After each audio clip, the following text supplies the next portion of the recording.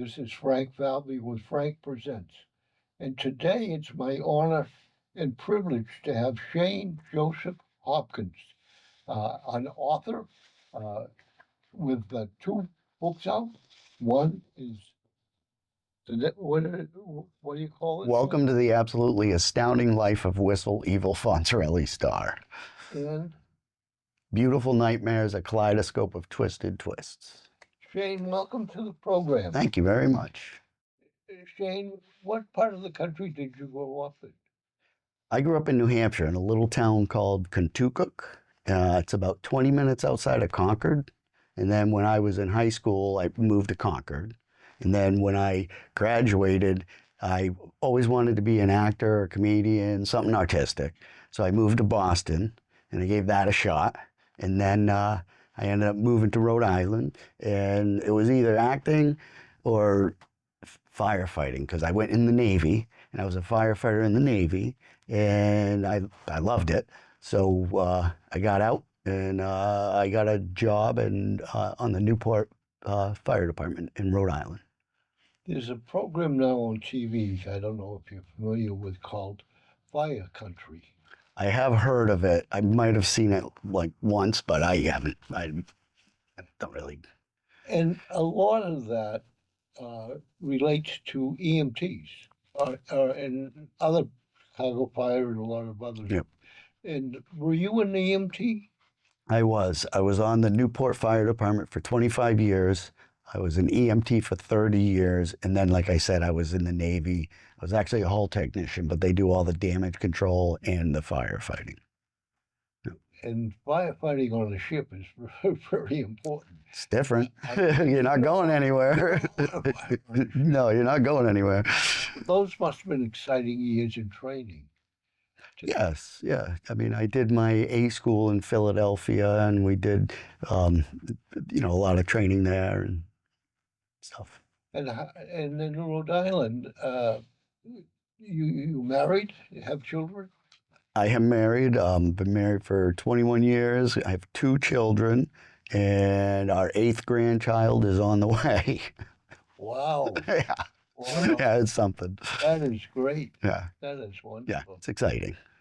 Well, you first authored this book, which is a novel. It is a novel, yes. Tell me a little about the book. Well, Welcome is about a character who's born in upstate New Hampshire, and is Whistle Evil Fonzarelli Star, and it follows his life story as he travels through the country in several ways. A lot of hiking, some hitchhiking, stuff like that.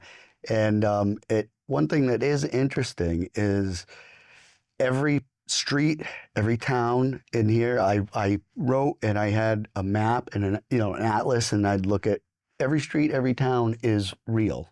So you could actually get in a car and drive his route. And I think what's kind of neat about that is if somebody's reading the book and all of a sudden they're like, that's my town, that'd be, pretty cool. And then places he goes in the town, like, if say he goes to a motel or or a bar or whatever, those are made up. Those are fictional. Yeah. So you would not get a sense of the town necessarily through the book. No, just the way I describe it. Just the way you describe it. Yes. Characters.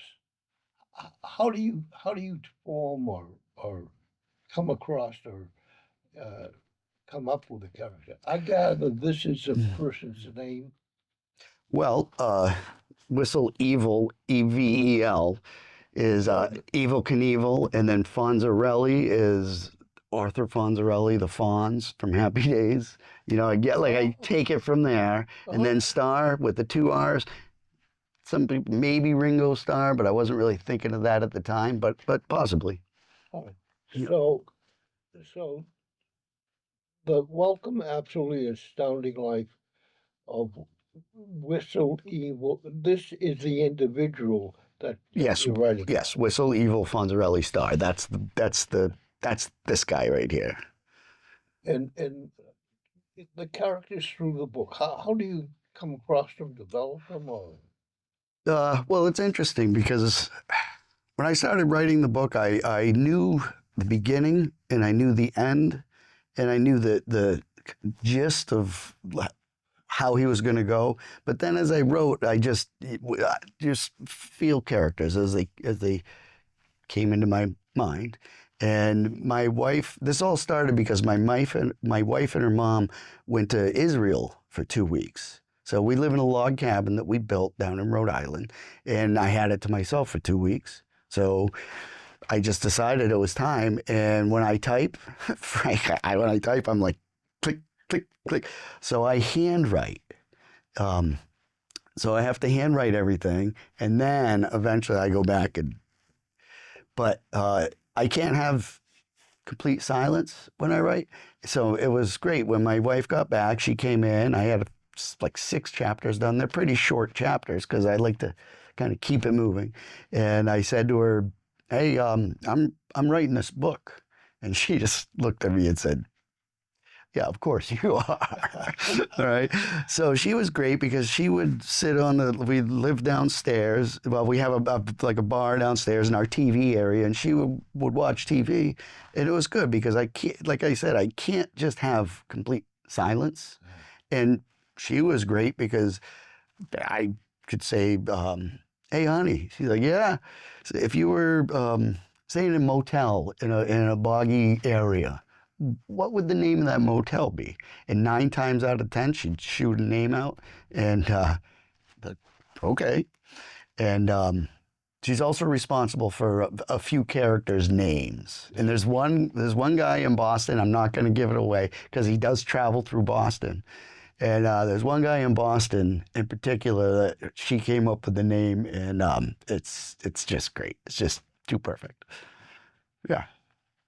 What is it about the main character here, Whistler Bronze's Star, that is kind of important for people to know before they read the book? All right. Well, um, when he's pretty young, he has a little trouble up in New Hampshire, and so he thought it was time for him to get out, and he always wanted to travel anyway. So it just he just leaves and heads out just to see what happens. And he meets so many different characters.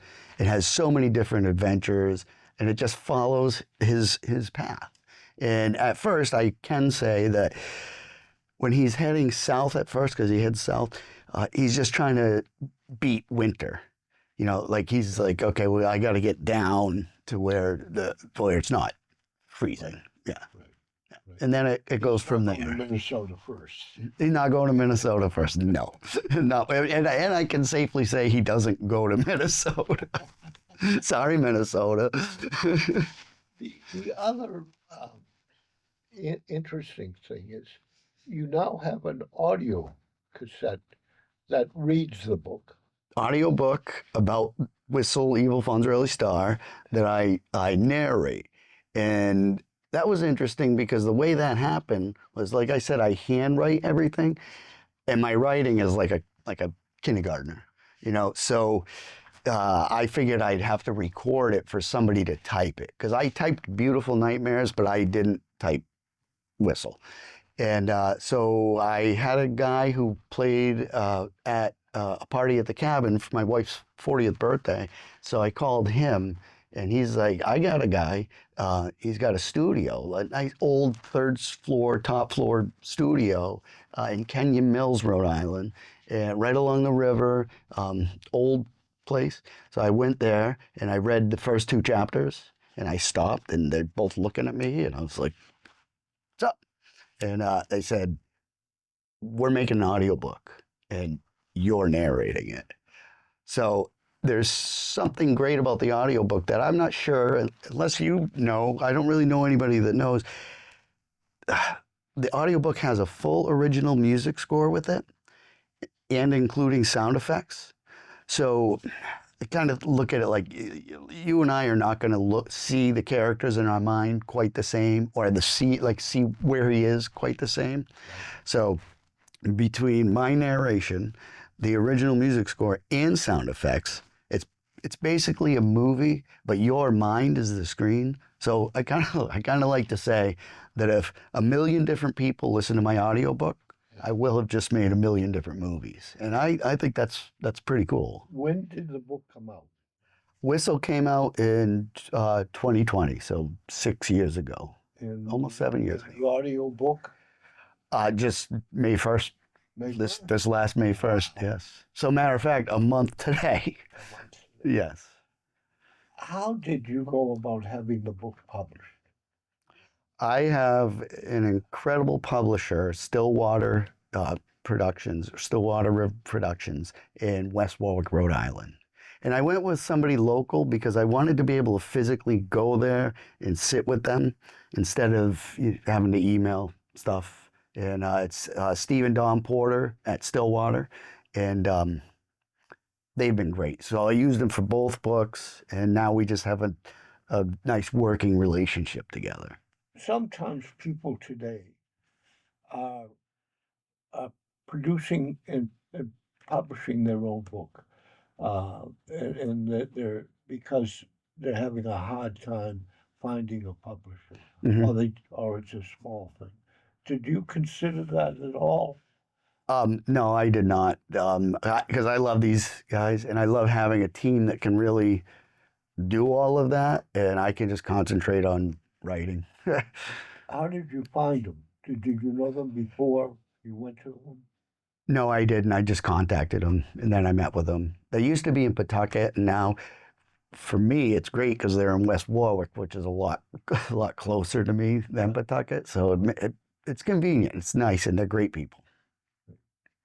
And so it's been out for about 6 years. Yes. Okay. Um, how is it doing? It's doing good. It's still pretty steady. I can say that it's in the black for me. It's not in the red, so that's good. And now with the audiobook backing it up, hopefully that will revive interest in it.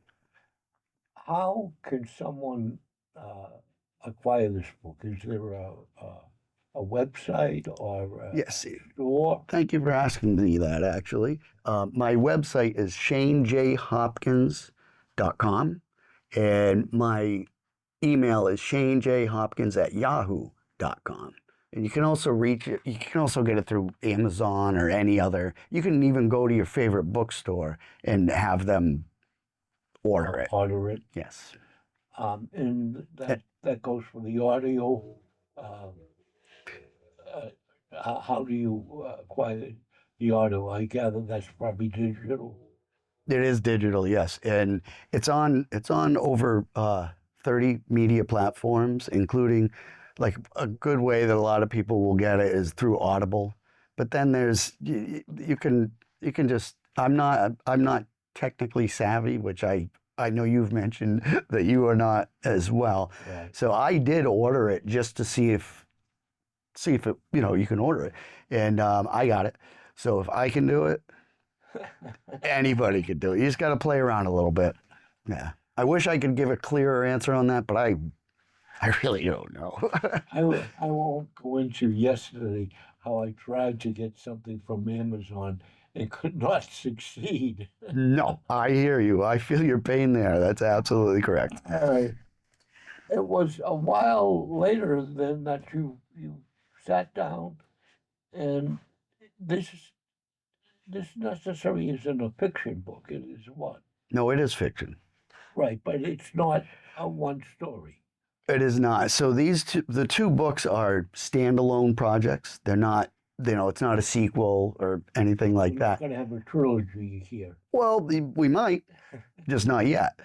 But Beautiful Nightmares is 31 different stories, and it's quite entertaining, and they're pretty fast too. That's my style. I like things to move along, keeps people going. Because if you're gonna, say you're going to bed and you want to read for a little more, but if something's like 50 pages long, you're not gonna read it. But if it's short, you might read it. You might end up reading like for this is a great example. You might end up reading like 4 chapters. I've had many people tell me this happens, and then they look and they're like, "Oh, it's 2 in the morning. Like, I got to work tomorrow," you know. So I like that. But that's 31 separate stories, and some are scary, some are funny, some are endearing. You know, they all kind of vary. I didn't want to just have total, scary the whole time. It was like my uh, first college literature class, and there were all different segments of different genres of Oh yeah, stories that's good. and styles of Yep, stories, yep. which would really entice people to look at the we have here Look, a table of contents. yeah, look at that. Notice how every story is a name and something. Like every story. It's pretty descriptive of the story. Yes. Many in the Mississippi. Yep. I gather we have a thing on M's. It's well, yeah. It's actually Mimi in the Mississippi, and Mimi is actually my sister. So yeah, yeah, Beth and the Boat. We have a lot of Walter and the Burger. yeah. So the stories are pretty descriptive, I guess, of what you're going to read. Patsy and the Wax, Phil and the Cougar. Oh, and 31, yep. Kentucky and the Shootout. Yeah, that's a good ending. Is that back in the Revolutionary days, or when when is what time frame? No, it's like Western, like Like cowboy type cowboy type. story. Yeah, Right. and then How much research like this took place in a sense recently as far as the time frame? he's born in 1970. Yeah. Okay. So 1970. What effort do you need to put in to find out what was going on in 1970? I gather what's is 1970 things that actually happened in the book, or are they all just made up?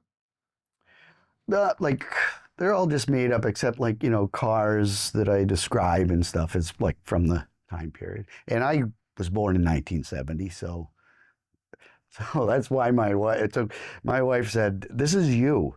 It took a long time for me to convince her that it's not No, me, no. And then throughout the book, I use some of my experiences, Yeah. but just here and there. It's certainly not me. Here, are you dealing with different time periods, or are most of these stories within the same century? Or That's that's a good question. I mean, the Kentucky and the Shootout is definitely back in the cowboy western 1880s, days. Yeah, and then other ones are modern. They're all staggered. they're all staggered. Yes. So, does that present an author um, a problem about uh, referencing what happened then and adding it and putting it in the book?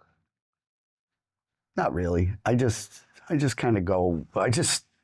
No, no, it doesn't. Yeah, not for me. Anybody anyway.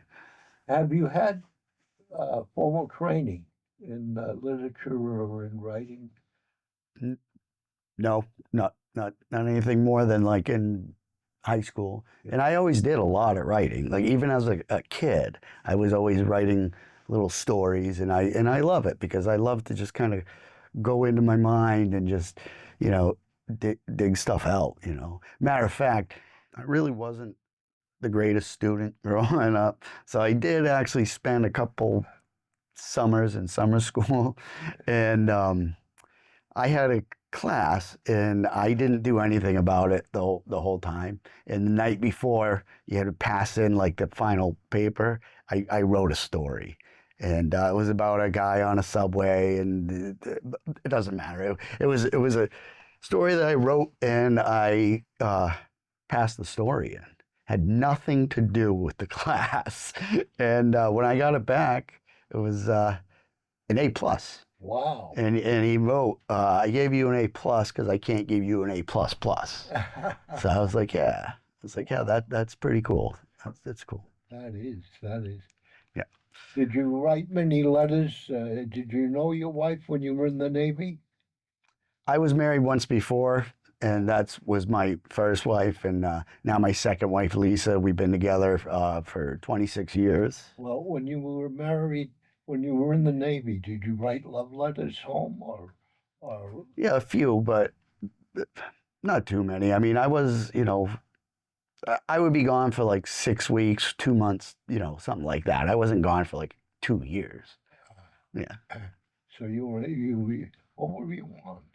I was on a fast frigate, the USS Truett. Fast frigate. Yep. That doesn't have a whole lot of people on it. It's a smaller. I mean, it's still big. Still a decent sized ship, a decent amount of people, but it's not like an aircraft carrier. As a matter of fact, they were designed to be escorts for aircraft in the fleet. You mentioned that you're on the artistic side. Yes. Of things. Tell me more about that. I through junior high and high school, I did a lot of theater. Then when I moved to Boston, I did a little bit of acting and a little bit of stand-up comedy. But then the Navy firefighting thing came, so it was one or the other, and firefighting came first. Yeah. So do you like, paint or?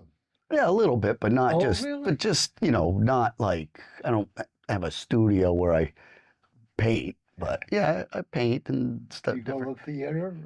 Yep. Yes, I enjoy the theater. Yep. Any particular plays that you like? Well, I love Oliver.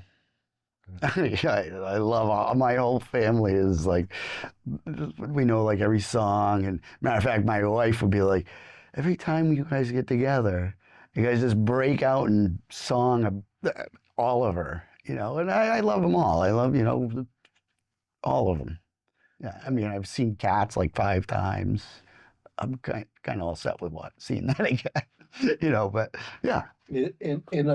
If you go and see a play, is there a character that you particularly relate to as the story's going on, or just enjoy the whole play?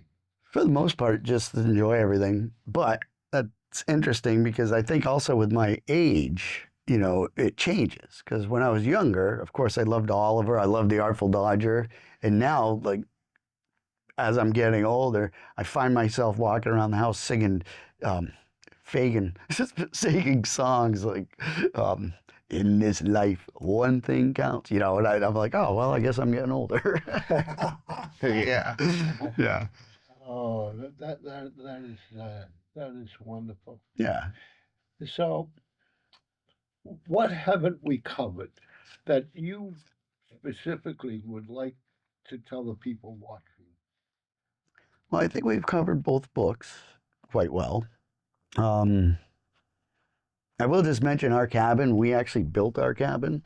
And when I say that, a lot of people say, yeah, we built our own place, but they have a general contractor. Now, we actually physically built it. And I spent a good majority of a year living in a tent out there. We call our mountain. It's like a little mountain. It's not a mountain, but it's like a little mountain. Our driveway's crazy. And it's up on top of that. And after a year, I graduated to the shed. So that was good. That was big. And then eventually to the first floor. And then we finally moved in. But we did have a house in Portsmouth that we lived in, Portsmouth, Rhode Island.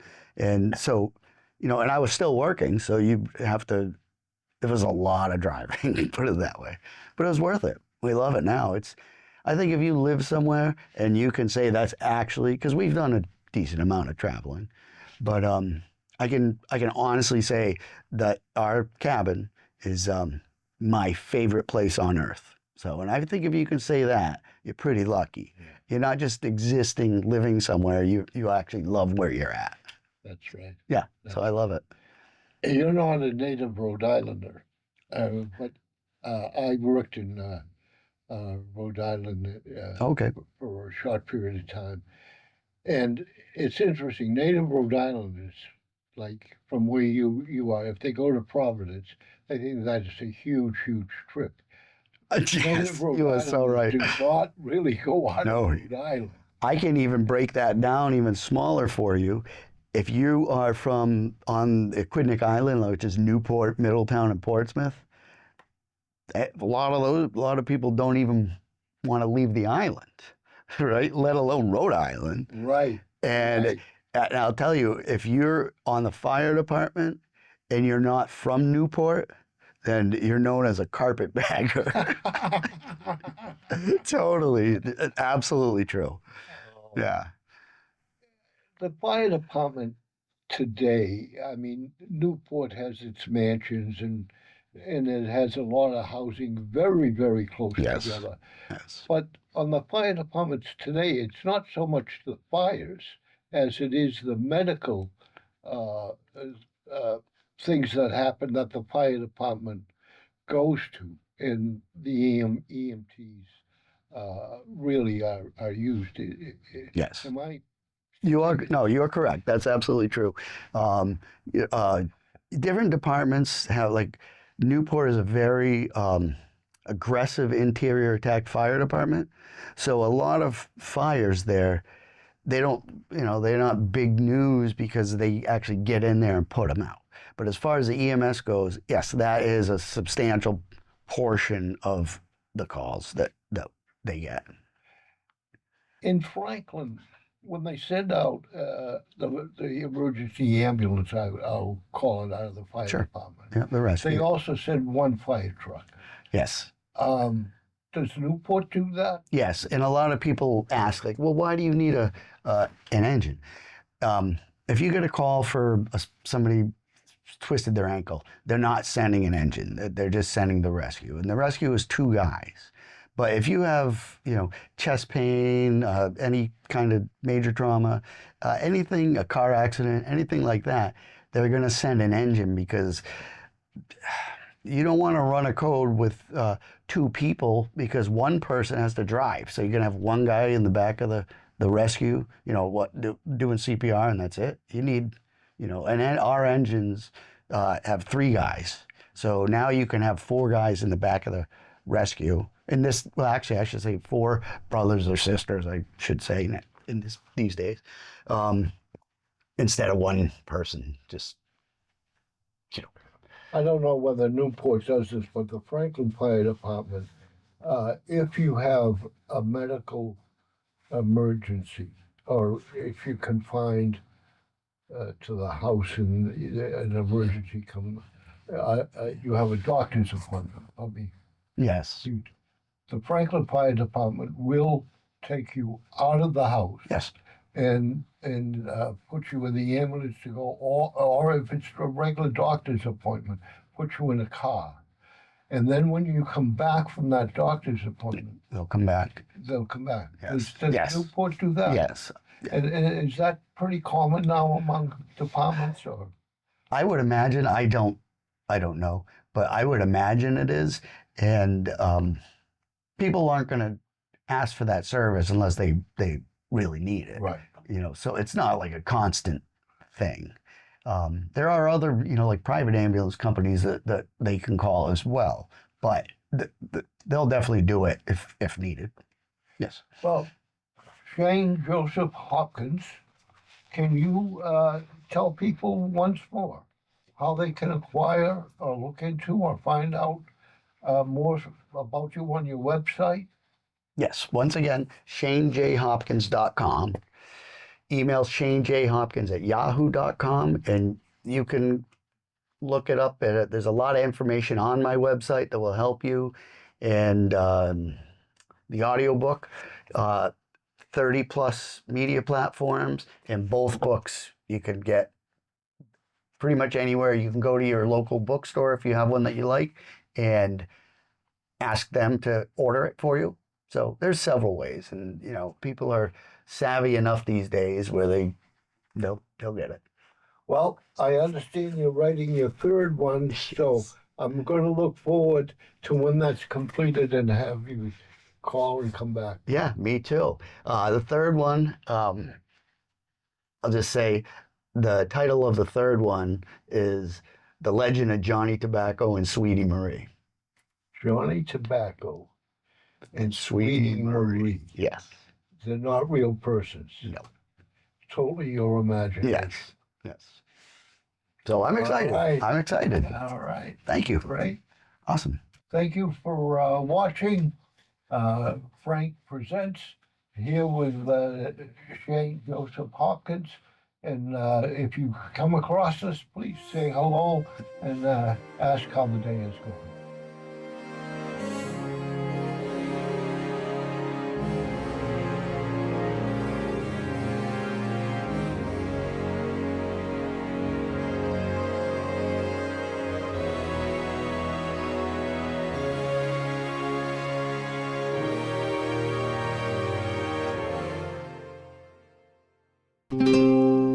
This program was made possible by your Franklin friends and neighbors, good folks just like you.